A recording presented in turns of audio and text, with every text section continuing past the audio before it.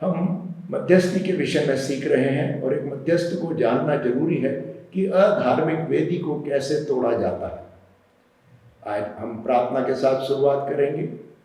प्रेमी अनुग्रहकारी परमेश्वर, आपके बेटे प्रभु यीशु के नाम में आपके सामने आते हैं। पवित्र आत्मा, आपका हम स्वागत करते हैं। आप हमारे द्वारा बोलिए और बातचीत कीजिए। आपका वचन हमारे हृदय में बोया जाए और हम एक अच्छे मध्यस्थ बनने पाए। धन्यवाद के साथ प्रार्थना मांगते हैं प्रभु यीशु के नाम में। जब हम वेदी की बात करते हैं तो वेदी एक ऐसी जगह है जहां सामर्थ होती है और यह सामर्थ उस एरिया के ऊपर, उस शहर के ऊपर, उस देश के ऊपर अपना अधिकार रखती है और निर्णय लेती है कि वहां क्या होगा। यह बात परमेश्वर की वेदी पर भी लागू होती है, क्योंकि जहां परमेश्वर की वेदी है वहां परमेश्वर की बातें लागू होती हैं। अब हम परमेश्वर के वचन में से देखेंगे प्रेरितों के काम, उसका 8वां अध्याय 5 से लेकर 13 तक मैं आपके लिए पढ़ूंगा। यह कहानी फिलिपुस के बारे में है। फिलिपुस समरिया नगर को चला गया और वहां लोगों में मसीह का प्रचार करने लगा। फिलिपुस के लोगों ने जब सुना कि जिन अद्भुत चिन्हों को वह प्रकट किया करता था तो देखा तो जिन बातों को वह बताया करता था उन पर उन्होंने गंभीरता के साथ ध्यान दिया। बहुत से लोगों में से जिनमें दुष्ट आत्माएं समाई थी वे ऊंचे स्वर में चिल्लाती हुई बाहर निकल आई थी। बहुत से लकवे के रोगी और विकलांग अच्छे हो रहे थे। उस नगर में उल्लास छाया हुआ था। वहां शमौन नाम का एक व्यक्ति हुआ करता था। वो काफी समय से उस नगर में जादू टोना किया करता था और समरिया के लोगों को आश्चर्य में डालता रहता था। वह महापुरुष होने का दावा किया करता। छोटे से लेकर बड़े तक सभी लोग उसकी बात पर ध्यान देते और कहते, यह व्यक्ति परमेश्वर की वही शक्ति है जो महान शक्ति कहलाती है, क्योंकि उसने बहुत दिनों से उन्हें अपने चमत्कार के चक्कर में डाल रखा था। इसलिए वे उस पर ध्यान दिया करते थे। किंतु उन्होंने जब फिलिपुस पर विश्वास किया, क्योंकि उन्हें परमेश्वर के राज्य का सुसमाचार और यीशु मसीह का नाम सुनाया था, तो वे स्त्री और पुरुष दोनों ही बपतिस्मा लेने लगे और स्वयं शमौन ने भी उन पर विश्वास किया और बपतिस्मा लेने के लिए फिलिपुस के साथ वह बड़ी निकटता से रहने लगा। उन महान चिन्हों और किए जाते रहे अद्भुत कार्यों को जब उसने देखा तो वह दंग रह गया।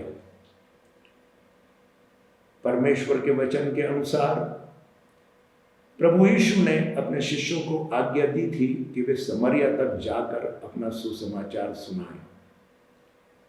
लेकिन वे लोग जेरूशलेम के ही आसपास थे। लेकिन परमेश्वर ने उनके ऊपर एक वहाँ पर सताव आया और उस सताव की स्थिति के अंदर वो लोगों ने जेरूशलेम शहर को छोड़कर अलग अलग जगह पर जाकर सुसमाचार सुनाना शुरू किया। उसमें से फिलिपुस वो जो है समरिया नगर कर गया और समरिया नगर में जाकर उसने परमेश्वर का सुसमाचार सुनाया, परमेश्वर के राज्य का सुसमाचार। जब वह सुसमाचार सुना रहा था तो वहाँ लोगों के जीवन में बदलाव आया और वहाँ पर परिवर्तन हुआ। यहाँ हम एक शमौन एक व्यक्ति के बारे में पढ़ते हैं जिसका नाम है शमौन। ये व्यक्ति उस इलाके का एक जादू टोना करने वाला, तंत्र मंत्र करने वाला व्यक्ति था और उसके चमत्कारों के कारण उसको लोग पहचानते थे। छोटे से बड़े लेकर सब उसके चमत्कारों के चकित होकर उसके पीछे चलते और उसकी बात को सुना करते थे। उसका अधिकार लोगों के ऊपर था। वह एक चलती फिरती वेदी था और वह उसके पीछे अगर हम ध्यान से देखें तो जरूर वह एक जादू टोना करने वाला और उसके घर में या और कहीं स्थानों पर उसकी वेदियां होगी जिन पर वो अधार्मिक वेदियों पर अर्पण चढ़ाया करता था। इस प्रकार का कार्य करने वाला व्यक्ति, उसने भी सुसमाचार सुना और परमेश्वर को स्वीकार किया। उसने वहाँ पर मन फिराव का परिवर्तन उसके जीवन में देखा गया। यहाँ हम एक मुख्य बात को देखते हैं कि फिलिप्पुस को परमेश्वर ने प्रकाशन दिया कि वो किस प्रकार से जादू टोना और तंत्र मंत्र की शक्तियों के ऊपर विजय पाए। कलीसिया को आवश्यकता है कि इन शिक्षाओं को पाकर हम कलीसिया के साथ मिलकर खड़े रहकर परमेश्वर के कार्यों को करने के लिए अधार्मिक वेदियों को तोड़े। एक चलती फिरती वेदी थी और उसके पीछे कई दूसरी वेदियां थी जहां पर वो अर्पण चढ़ाया करता था। फिलिप्पुस ने समौन की इस वेदियों को ढा दिया और वहाँ जब उसने सुसमाचार सुनाया तो उसने परमेश्वर के राज्य का सुसमाचार सुनाया। परमेश्वर के राज्य का सुसमाचार सुनाने का मतलब है कि संपूर्ण सुसमाचार, वहाँ केवल अनुग्रह का सुसमाचार नहीं, केवल चंगाई का सुसमाचार नहीं, केवल समृद्धि का सुसमाचार नहीं, केवल आशीष पाने का सुसमाचार नहीं, केवल उद्धार का सुसमाचार नहीं, परंतु संपूर्ण सुसमाचार परमेश्वर के राज्य का सुसमाचार सुनाया गया। जब ये सुसमाचार परमेश्वर के राज्य का पूरे रूप से सुनाया जाता है तो लोग मन फिराते हैं और परमेश्वर को अपना जीवन समर्पित करते हैं। इसको करने का पहले हम इस बात को समझ सकते हैं कि वहाँ फिलिप्पुस ने अंधकार की वेदियों के साथ निपटा। उन्होंने उसको पूरी तरह से तोड़ा और ध्वस्त किया ताकि सुसमाचार लोग सुन सकें, क्योंकि जहाँ कहीं भी कोई अधार्मिक वेदी होती है उसका अधिकार लोगों पर होता है और उस अधिकार के कारण वे लोग कुछ देख नहीं पाते और समझ नहीं पाते। वे अंधकार में चलते हैं और वहाँ जब तक वो अंधकार न तोड़ा जाए, अंधकार को तोड़ने के लिए उसकी जड़ को खत्म करना जरूरी है और उसकी जड़ है अंधकार की वेदियाँ। यहाँ हम देखते हैं कि फिलिप्पुस ने उन अंधकार की वेदियों को तोड़ा और न केवल तोड़ा, उसको वहाँ अवसर मिला सुसमाचार सुनाने का, और जब सुसमाचार सुनाया तो लोगों ने स्वीकार किया। और हम यहाँ पढ़ते हैं कि वहाँ बहुत से बीमार चंगे हुए, वहाँ बहुत सारे लोग जो हैं वे कई तकलीफ़ों में थे, दुष्ट आत्माओं से ग्रसित से वे छुटकारा पाए। यहाँ हमको एक बात सीखने को मिलती है कि परमेश्वर का जब कार्य होता है, जब छुटकारा आता है तो वहाँ चिन्ह और चमत्कार होते हैं, दुष्ट आत्माएं निकल जाती है। यहाँ एक मुख्य बात लिखी है और वो यह है कि उस नगर में उल्लास छाया हुआ था। आप और मैं कलीसिया के अंदर उल्लास मनाते हैं और हम सोचते हैं कि हमने बहुत कुछ हासिल कर लिया, लेकिन यहाँ पर हम देखते हैं कि परमेश्वर का जब कार्य हुआ तो छुटकारे का कार्य पूरी तरह से उस शहर के ऊपर आया और वहाँ शहर में उल्लास होने लगा। शहर के अंदर, बाजार में, जगहों पर लोग चौराहों पर उल्लास करने लगे, आनंद मनाने लगे कि देखो परमेश्वर का सुसमाचार आया है।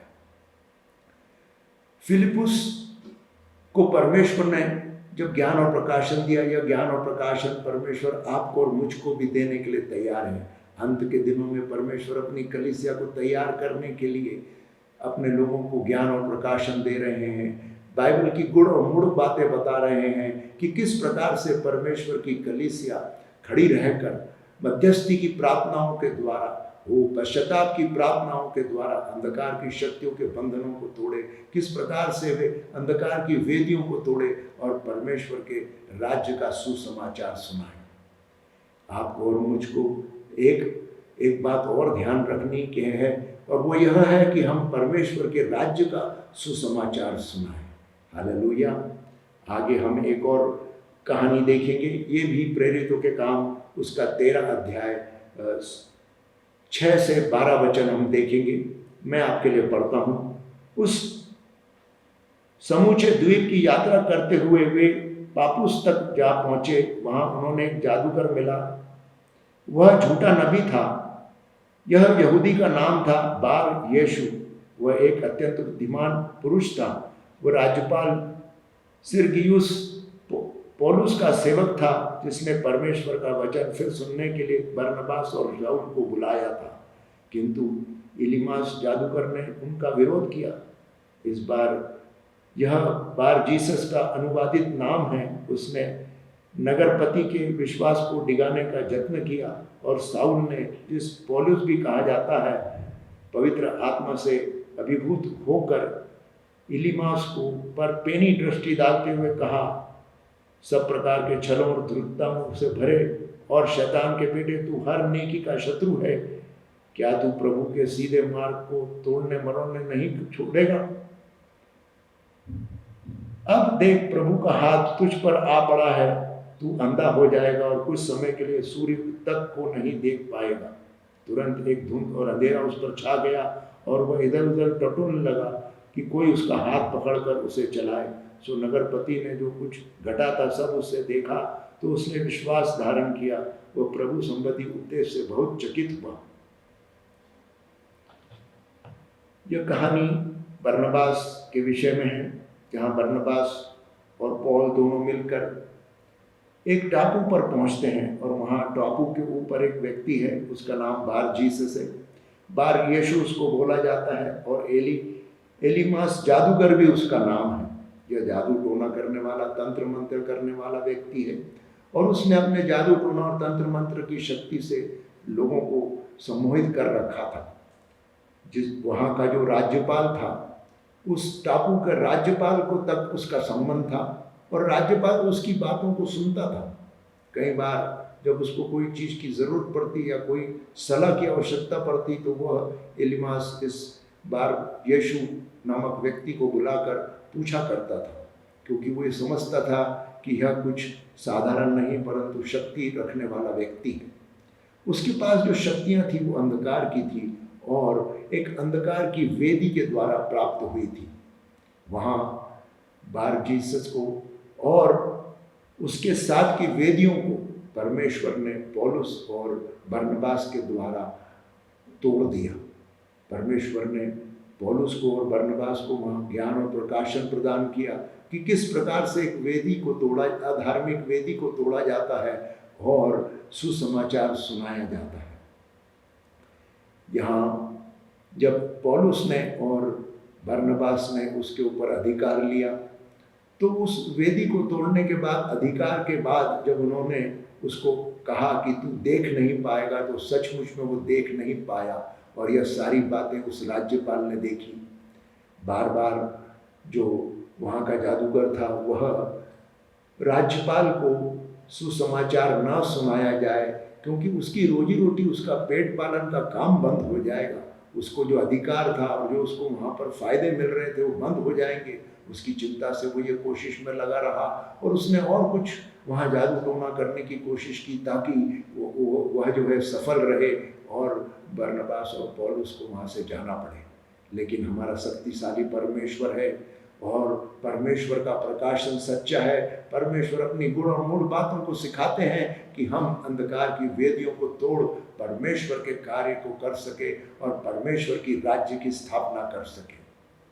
यह बात कितनी सुंदर और मनभावक है कि वहाँ सुसमाचार का प्रचार हुआ और एक गवाही बनी कि प्रभु यीशु ही सच्चा परमेश्वर है और वहाँ का राज्यपाल और पूरे उस टापू के लोगों ने प्रभु यीशु को जाना और पहचाना और कईयों ने अपना जीवन प्रभु यीशु को दे दिया।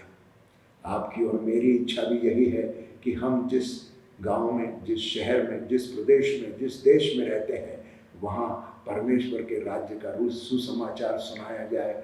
लोग बदवाई में से छूटकर उनके बंधनों से टूटकर बाहर आए और प्रभु यीशु को जाने। मध्यस्थी की प्रार्थनाओं के द्वारा हमको अब वेदी कैसे तोड़ना है ये सीखना जरूरी है। इन दिनों में परमेश्वर हमको सिखा रहे हैं कि कलीसिया किस प्रकार से अंधकार की वेदियों को तोड़कर परमेश्वर के वेदियों को तैयार करे ताकि परमेश्वर का राज्य आए और जैसे परमेश्वर की इच्छा स्वर्ग में पूरी होती है धरती पे भी पूरी हो न पाए। अपने वचन को पूरा करने के लिए पिता परमेश्वर और प्रभु यीशु और पवित्र आत्मा आपको और मुझको मदद कर रहे हैं। आइए हम आगे और देखते हैं। बाइबल में से एक कहानी है जिसके अंदर हम देखेंगे वहाँ वेदी कैसे तोड़ी गई और किस प्रकार से कार्य हुआ। अभी तक हमने जो 2 दृष्टांत बाइबल में से देखे हैं वे उन लोगों के हैं जो चलती फिरती वेदियाँ थी और वहाँ हमने सीखा कि उनके जो चलती फिरती वेदियों के पीछे भी कुछ वेदियां होती है और वो सारी वेदियों को तोड़ना आना चाहिए। अब हम गिदोन की कहानी में जाएंगे।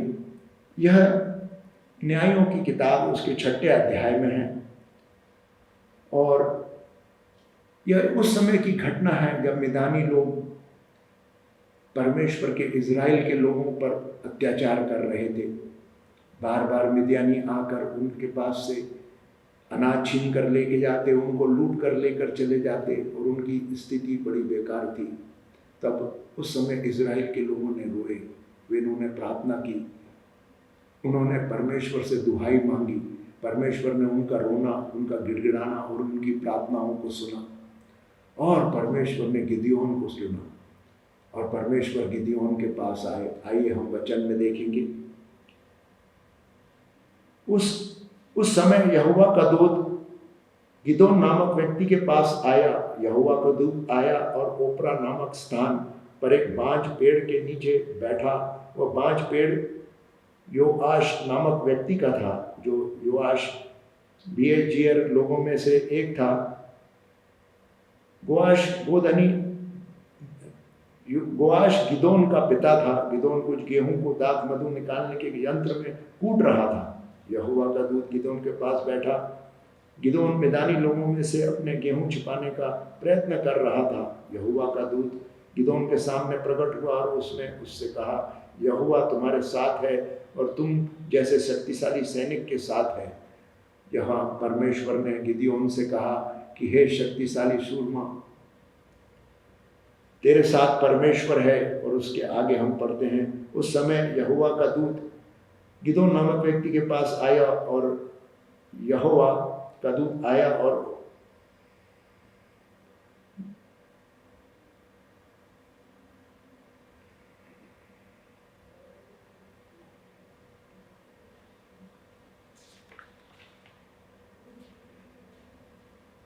जब गिदोन ने कहा, महोदय मैं शपथ खाकर कहता हूं कि यदि यहोवा हमारे साथ है तो हमारे लोग इतने कष्ट में क्यों हैं।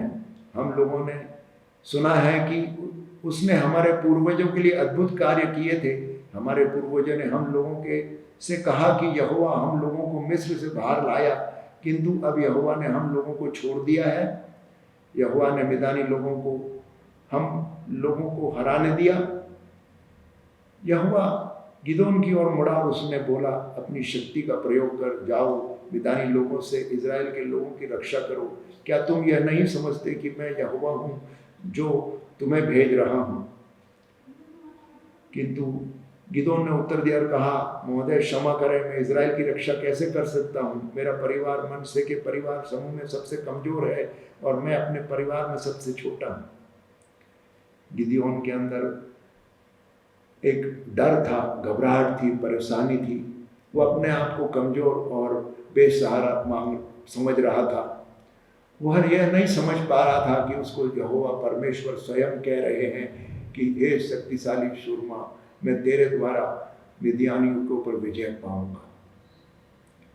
गिदोन के लिए मुश्किल हो रहा था उस सच्चाई को समझना, लेकिन परमेश्वर वहाँ उसके साथ बातचीत करते हैं, उसका हियाव बांधते हैं, उसको कई प्रकार से उसको दर्शन देकर समझाकर तैयार करते हैं कि वह परमेश्वर के कार्य को करने के लिए तैयार हो जाए। यहोवा ने गिदोन से कहा कि गिदोन, तुमको एक वेदी बनानी है, ये परमेश्वर के नाम से वेदी बनानी है और उसके ऊपर अर्पण चढ़ाना है। आइए हम वचन में देखेंगे गिदोन 6 का 23 से 32 तक। किंतु यहोवा ने गिदोन से कहा, शांत रहो, डरो नहीं, तुम मरोगे नहीं। इसलिए गिदोन ने यहोवा की उपासना के लिए उस स्थान पर एक वेदी बनाई। गिदोन ने उस वेदी का नाम यहोवा शांति है रखा। वह वेदी अब तक ओप्रा में खड़ी है और ओप्रा वही है जहाँ एजरी लोग रहते हैं। उसी रात यहोवा ने गिदोन से बात की। यहोवा ने गिदोन से कहा, अपने पिता की उस प्रौढ़ बैल को ले ले जो 7 वर्ष का है। तुम्हारे पिता की असत्य देवता बाल की एक वेदी है, उस वेदी के बगल में एक लकड़ी का खंभा भी है और खंभा असत्य देवी अशेरा के सम्मान के लिए बनाया गया था। बैल का उपयोग बाल की वेदी को गिराने के लिए करो तथा एशरा के खंभे को काट दो। तब यहोवा अपने परमेश्वर के लिए उचित प्रकार की वेदी बनाओ, उस ऊंचे स्थान पर वह वेदी बनाओ। तब प्रोड़ बेल को मारो और उस वेदी पर उसे जलाओ। असरों के खंभों की लकड़ी का उपयोग अपनी भेंट को जलाने के लिए करो। इसलिए गिदोन ने अपने 10 नौकरों को लिया और वही किया जो यहोवा ने कहा था। किंतु गिदोन डर रहा था कि उसका परिवार उस नगर के लोग देख सकते हैं, इसलिए वह कर रहा है। गिदोन ने वही किया जो यहोवा ने उसे करने को कहा, किंतु उसने वह कार्य रात में किया, दिन में नहीं। परमेश्वर की आज्ञा गिदोन के लिए परमेश्वर की वेदी बनाकर उस पर अर्पण चढ़ाने की थी। जब गिदोन ने पहली वेदी बनाई और परमेश्वर को अर्पण चढ़ाई, परमेश्वर को वो अर्पण और वो वेदी स्वीकार नहीं हुई। परमेश्वर ने गिदोन को फिर सलाह दी और उससे कहा कि देखो, तुम्हारे पिता वो बाल की वेदी के याजक हैं और तुम्हारे शहर में, तुम्हारे गांव में जो वेदी है वो बाल की बनी हुई है, उसके पास असेर का खंबा है। तुम जाकर बाल की वेदी को तोड़ो और असेर के खंबे को तोड़ डालो, उसको तोड़ने के बाद जला दो, उसके बाद एक नई वेदी तैयार करो। यहाँ आपको मुझको एक प्रकाशन मिलता है और वो यह है कि जो भी व्यक्ति प्रभु यीशु में आता है उसके और उसके पूर्वजों के द्वारा जो वेदियों से उन्होंने संबंध और वाचाएं बांधी है उसको तोड़ना जरूरी है। परमेश्वर ने गिदोन से कहा कि पहले जाकर बाल की वेदी को तोड़ो, असेर के खंबे को तोड़ो, उसके बाद तुम नई वेदी बनाओ। जब मैं प्रभु यीशु में पहली बार आया तो मैं प्रभु यीशु को अपना उद्धारकर्ता स्वीकार करता हूँ। उसके बाद यहाँ ज़रूरत पड़ती है कि मैंने और मेरे पूर्वजों ने जो अधार्मिक वेदियों के साथ वाचाएं बांधी हैं, उनको अर्पण चढ़ाए हैं, उससे मेरा छुटकारा होना जरूरी है। और उसको तोड़ने से ही उसका अधिकार मेरे पर से खत्म होगा। ये शिक्षा हमको परमेश्वर वचन के द्वारा दे रहे हैं। बाद में परमेश्वर के कहे अनुसार गिदोन ने जाकर रात के समय में लोगों को ले जाकर उस असेर के खंबे को तोड़ दिया और बाल की वेदी को तोड़ दिया और उसके बाद परमेश्वर के लिए वहाँ अर्पण चढ़ाए। तब परमेश्वर को वो अर्पण कबूल हुए। और वहाँ हुआ ऐसा कि अगली सुबह लोग जब सोकर उठे तो उन्होंने देखा कि बाल की वेदी नष्ट कर दी गई है। उन्होंने यह भी देखा कि असेर का खंबा काट डाला गया है और असेर का खंबा बाल की वेदी के ठीक पीछे गिरा पड़ा था। उन लोगों ने उस वेदी को भी देखा जिसे गिदोन ने बनाया था। उन्होंने उस वेदी पर बलि दिए गए बैल को भी देखा। नगर के लोगों ने एक दूसरे को देखा और कहा, हमारी वेदी को किसने गिराया, हमारे असेर के खंबे को किसने काटा, इस नई वेदी पर किसने यह बैल की बलि दी है। उन्होंने कई प्रश्न किए और यह पता लगाना चाहा कि वे काम किसने किए।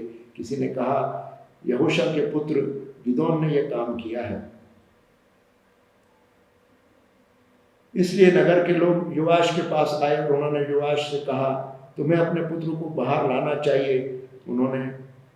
उसने बाल की वेदी को गिराया और उसने असेर के खंबे को काटा है जो उस वेदी की बगल में था, इसलिए तुम्हारे पुत्र को मारा जाना चाहिए।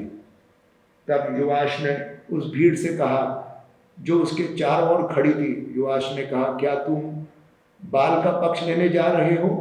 क्या तुम बाल की रक्षा करने जा रहे हो? यदि कोई बाल का पक्ष लेता है तो उसे सवेरे मार दिया जाने दो। यदि बाल सचमुच देवता है तो उसे अपनी रक्षा स्वयं करने दो।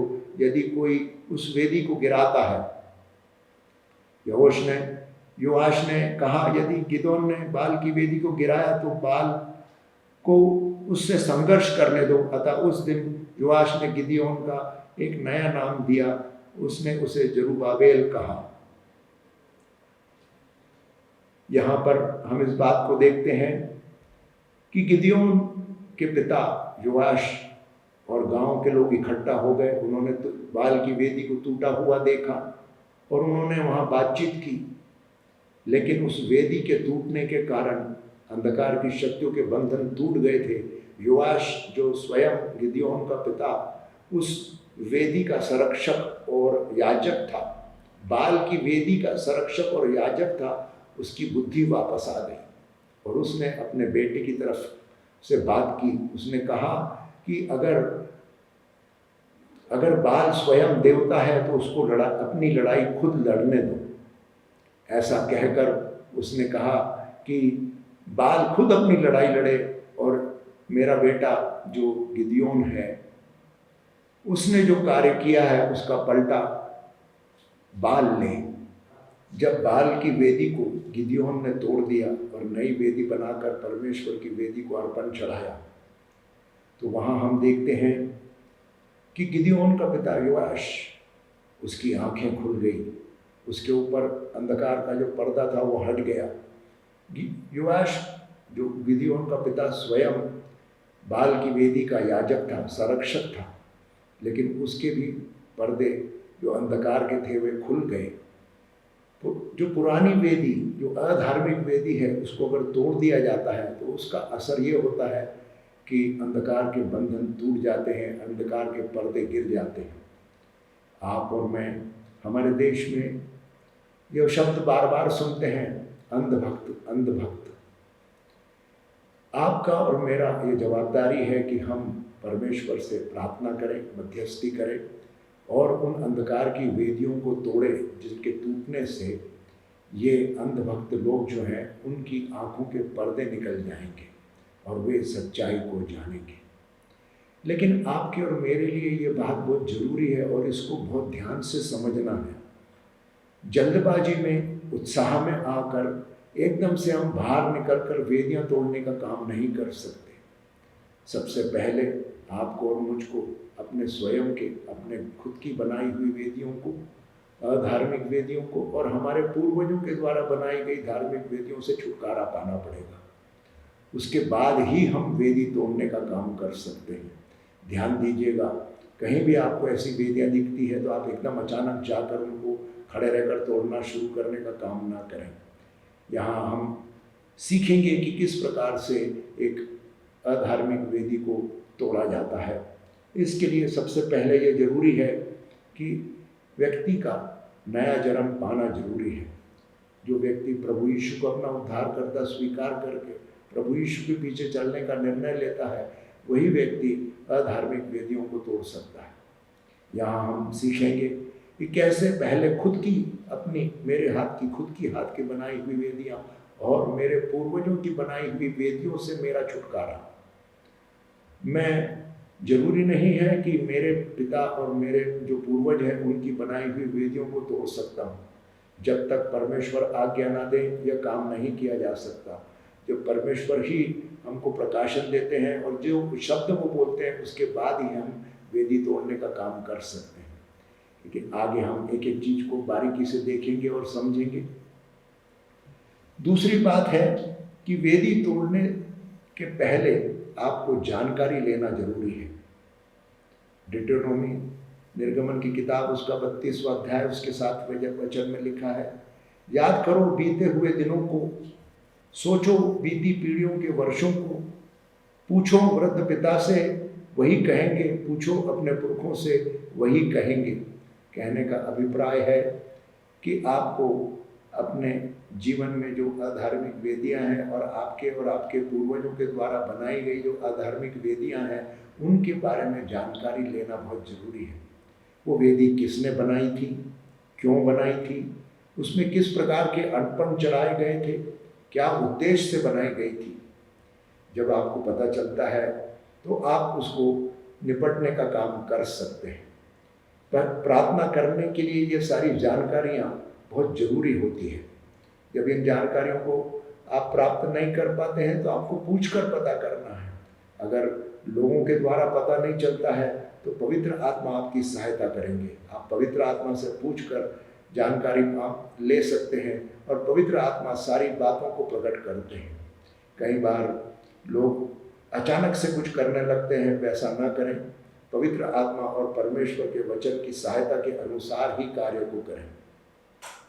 सारी जानकारी जब आपको मिलती है तो ये भी पता चल जाता है कि वो वेदी बनाने के टाइम पर लहू चढ़ाया गया था, जानवरों की बलि दी गई थी, मनुष्यों की बलि दी गई थी, बच्चों की बलि दी गई थी। क्या किया गया था? क्योंकि जो रक्त बलि देकर जो वेदी बनाई जाती है वो तोड़ने के लिए मुश्किल होता है, लेकिन जब उसकी सच्ची जानकारी हमारे पास हो तो हम सही ढंग से परमेश्वर के सम्मुख जाकर प्रार्थनाओं को करते हुए उस पर विजय पा सकते हैं। आगे यहाँ हमको जैसे ही आपको पता चलता है कि वो वेदी कैसे बनाई गई थी, उसके बाद है दूसरी बात, आपको ये पता करना जरूरी है कौन कौन से मूर्तियों की पूजा की गई है, किस किस प्रकार के अर्पण चढ़ाए गए हैं, क्या वहाँ लहू बहाया गया था, या कोई हत्या की गई थी, या वहाँ कोई युद्ध हुआ था, कोई लोग जिनका कोई निर्दोष लोग जिनका कोई गलती नहीं है उनका वध किया गया था। ऐसी सारी जानकारियाँ लेने के बाद आगे के लिए आपको जो काम करना है वो है पश्चाताप करना। यह पश्चाताप की जो प्रार्थना है हम सबसे पहले अपने लिए करेंगे, क्योंकि मैं अगर मेरे जीवन में अधार्मिक वेदियों से छुटकारा पाना चाहता हूँ तो मुझे सबसे पहले अपने खुद के द्वारा बनाई गई वेदियों से और मेरे पूर्वजों के द्वारा बनाई गई वेदियों से छुटकारा पाने के लिए पश्चाताप की प्रार्थना करना है। पश्चाताप की प्रार्थना ही परमेश्वर के दया के द्वार को खोलती है। पश्चाताप की प्रार्थना ही अंधकार की शक्तियों के जो कानूनी अधिकार हम पर आते हैं उसको हटाती है। पश्चाताप की प्रार्थना ही हमको सामर्थ प्रदान करती है कि परमेश्वर के सम्मुख जाकर हम गुहार लगा सकें और दया मांग सकें, और वहाँ परमेश्वर हमारे हक में फैसला देते हैं, क्योंकि प्रभु यीशु हमारे लिए बिचवाई करते हैं और कहते हैं कि मैंने तुम्हारे लिए लहू बहाया है। इन बातों को समझते हुए पश्चाताप की प्रार्थना जो है यहाँ पर हम पहचान सहित पश्चाताप करते हैं। कहने का मतलब है अगर मुझे अपने पूर्वजों के द्वारा बनाई गई वेदियों के प्रति पश्चाताप करना है तो मैं ये नहीं कह सकता कि मेरे पूर्वजों ने जो वेदियाँ बनाई थी मैं उसके लिए पश्चाताप करता हूँ। अगर मैं इस प्रकार से कह रहा हूँ तो मैं एक प्रकार से उन्हें दोष लगा रहा हूँ। मुझे ये कहना होगा मैंने और मेरे पूर्वजों ने जो वेदियाँ बनाई हैं, जो अर्पण चढ़ाए हैं, मैंने और मेरे पूर्वजों ने, कहने का मतलब है जो कार्य मैंने नहीं किया उस कार्य के साथ में भी अपने आप की पहचान करना और ये कबूल करना कि जैसे वो पाप स्वयं मैंने ही किया है, इस प्रकार का पश्चाताप करते हुए परमेश्वर के सम्मुख गुहार लगाना है। तब हम उन अधार्मिक वेदियों के जो हमारे ऊपर आए हुए अधिकार हैं उनको हटा सकते हैं। और ये एक कानूनी अधिकार होता है जो वाचा के साथ, रक्त वाचा के साथ और अर्पण के साथ हो जाता है। जो हमने अर्पण चढ़ाए हैं, जो रक्तदान किया है, उसके कारण वो वेदियाँ हमारे ऊपर अपना अधिकार ले लेती है, और वे जब तक हम उस पहचान सहित पश्चाताप नहीं करते तब तक उनका वो अधिकार हम पर से नहीं हटता है। और परमेश्वर की दया भी हमारी पश्चाताप के प्रार्थनाओं के बाद ही कार्य करती है। परमेश्वर दया का धनी है, परमेश्वर दया करते हैं, लेकिन हमको उस दया के काबिल बनना होता है, और वो काबिल बनने का काम पश्चाताप की प्रार्थना के द्वारा होता है। यहाँ एक बात आपके लिए खुशखबरी है कि 80% काम आपका पश्चाताप की प्रार्थना से हो जाता है। कहने का मतलब है कि आप जितनी गहरी जानकारी हासिल करके पश्चाताप की प्रार्थनाएं परमेश्वर के सम्मुख लाते हैं, और फिर आप जब उन प्रार्थनाओं के द्वारा परमेश्वर की सामर्थ को देखते हैं, वो वहाँ पर इस प्रकार का कार्य होता है कि परमेश्वर आपके प्रति संवेदनशील होकर आपके प्रति दया दर्शाते हुए आपके अंधकार की शक्तियों के आए हुए अधिकार को हटा देते हैं।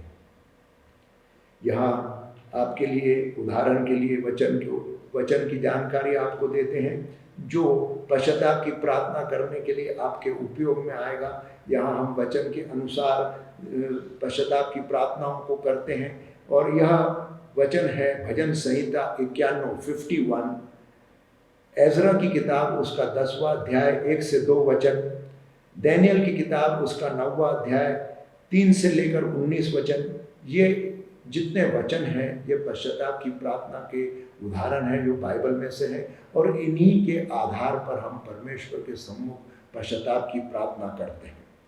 जब पश्चाताप की प्रार्थना पूरी हो जाती है तो वह प्रायश्चित के बिना अधूरा है। पश्चाताप की प्रार्थना के बाद प्रभु यीशु के लहू के द्वारा प्रायश्चित, प्रभु यीशु के लहू के द्वारा प्रायश्चित करना बहुत जरूरी है। परमेश्वर के वचन में लिखा है कि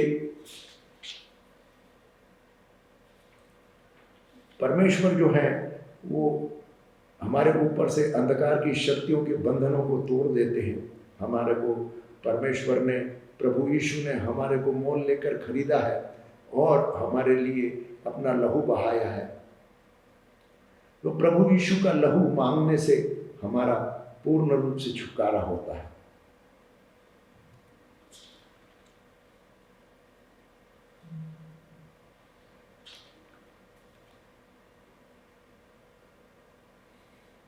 ये हिब्रू की किताब उसका 9वां अध्याय 13 से 14 वचन में लिखा है। वहाँ पर परमेश्वर के बेटे प्रभु यीशु के लहू के बारे में बताया गया है कि प्रभु यीशु का लहू जानवरों के लहू से बढ़कर है और वो हमें अपने पापों से धोकर मुक्ति देता है। और जब हम पश्चाताप करने के बाद प्रायश्चित करते हैं प्रभु यीशु के लहू से, तो पूरी तरह से अंधकार की शक्तियों के अधिकार हम पर से हटाए जाते हैं। उन वेदियों का अधिकार हम पर से हटा दिया जाता है। यहाँ तक करने के बाद आपको ये बहुत ज़रूरी है कि आप अपने पूर्वजों को क्षमा करें। पूर्वजों को क्षमा करें कि उन्होंने आपको और आपके परिवारों को और उनके परिवार, उनके वंशजों को अधार्मिक वेदियों को समर्पित किया। अगर उन्होंने वो समर्पित नहीं किया होता तो हम आज इतना तकलीफ में नहीं होते। लेकिन हमारे सामने उनको क्षमा करने के अलावा कोई तरीका नहीं है। वचन में लिखा है कि तुम दूसरों को क्षमा करो तो तुम भी क्षमा पाओगे। हम अपनी क्षमा को हासिल करने के लिए उनको क्षमा करना जरूरी है।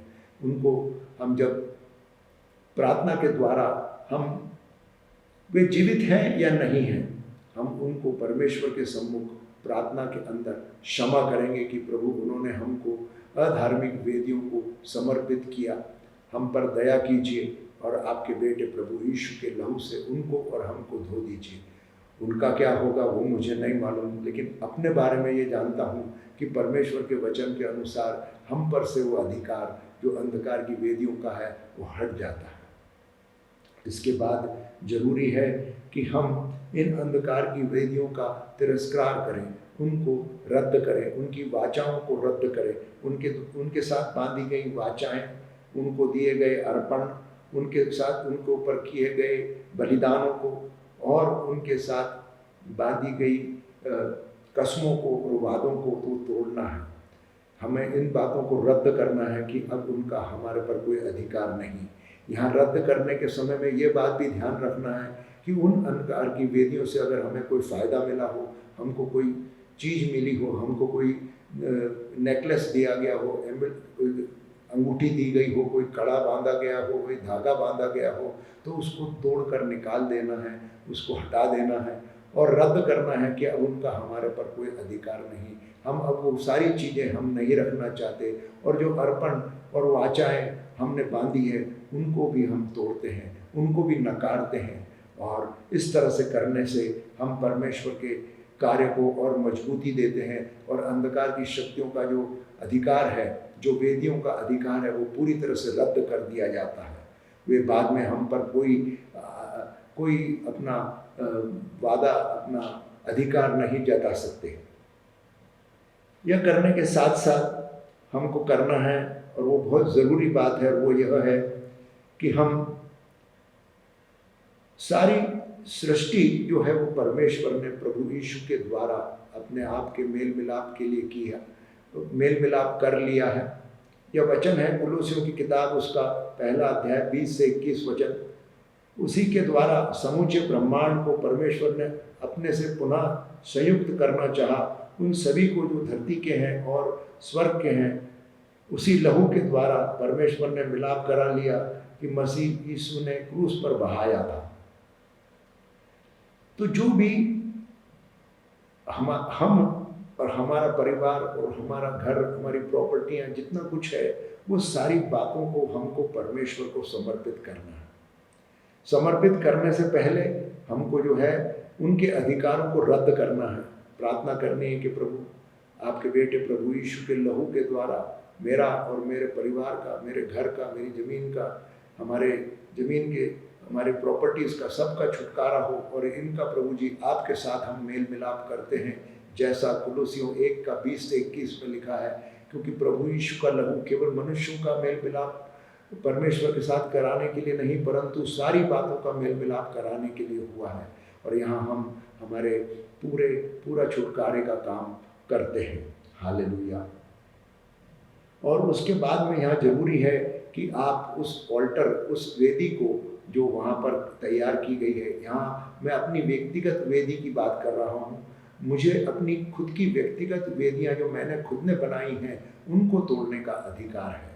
मेरे और मेरे पूर्वजों के द्वारा बनाई गई जो वेदियाँ हैं, वो जरूरी नहीं है कि मैं उनको तोड़ पाऊँगा। उनको तोड़ने से पहले मुझे परमेश्वर से जानना होगा, पवित्र आत्मा की अगुवाई लेनी होगी। अगर परमेश्वर अगुवाई दे रहे हैं तो ही मैं उन वेदियों को तोड़ सकता हूँ।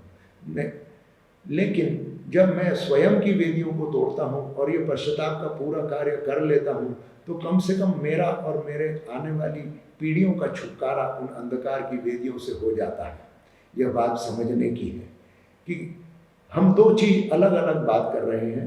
एक है जो हमारे पूर्वजों की वेदियां हैं, उसको हम तोड़ सकते हैं या नहीं। हम उसको तोड़ने का अधिकार तभी रखते हैं जब पवित्र आत्मा की अगुवाई हो, नहीं तो अन्यथा उसको तोड़ने का काम ना करें। आपके लिए इतना पर्याप्त है कि आपके इस कार्य के द्वारा कम से कम आपका और आपके आने वाली पीढ़ियों का अंधकार की वेदियों से छुटकारा हो गया है। इसके बाद जो काम करना है और वो बहुत ज़रूरी है, और वह है जो कुलोसियों की किताब उसका 2 अध्याय 14 और 15 वचन में लिखा है। और विधियों का वह लेखा जो हमारे नाम पर और हमारे विरोध में था, मिटा डाला, और उस क्रूस पर कीलों से जड़ कर सामने से हटा दिया, और उसने प्रधानताओं और अधिकारों को अपने ऊपर से उतार कर उनका खुल्लम खुल्ला तमाशा बनाया, और क्रूस के कारण उस पर जय जयकार की ध्वनि सुनाई।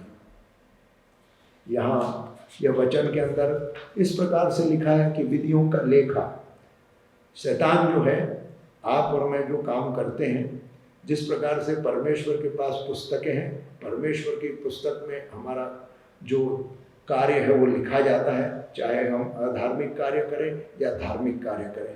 उसी प्रकार से जो हम अधार्मिक कार्य करते हैं उसका लेखा शैतान रखता है। यहाँ वचन में लिखा है कि प्रभु यीशु ने वो विधियों का लेखा जो शैतान ने लिखा था उसको अपने लहू से मिटा डाला। अब आपकी और मेरी जवाबदारी है कि प्रभु यीशु ने तो प्रभु यीशु का काम पूरा कर दिया, अब हम उस लहू को जो प्रभु यीशु ने हमारे लिए बहाया है उसको उपयोग में ले और अपने जीवन में लागू करें। यहाँ लागूकरण करने का काम इस प्रकार से किया जाता है और वहाँ प्रार्थना की जाती है कि हे परमेश्वर पिता, विधियों का वह लेखा जो शैतान ने मेरे और मेरे परिवार के विरोध में लिखा था, वो प्रभु यीशु के लहू से हम मिटा देते हैं। इस प्रकार की प्रार्थना करते हुए आप आगे बढ़ना है, और वहाँ जो जितनी भी वेदियाँ होती है उसके ऊपर अंधकार के स्वर्गदूत होते हैं, उसके पीछे अंधकार के बंधन होते हैं। उनको तिरस्कृत करते हुए, उनको नकारते हुए, उनको बांध कर वहाँ से निकालना है।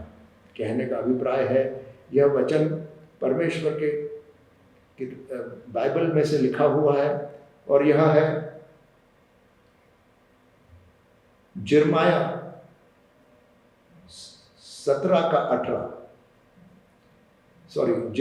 10:17 कि हम उन अंधकार की शक्तियों को वहाँ से बांध कर हटा सकते हैं। उनको वहाँ से बांध कर हटाना और वहाँ से उनको पूरी तरह से निरस्त करना।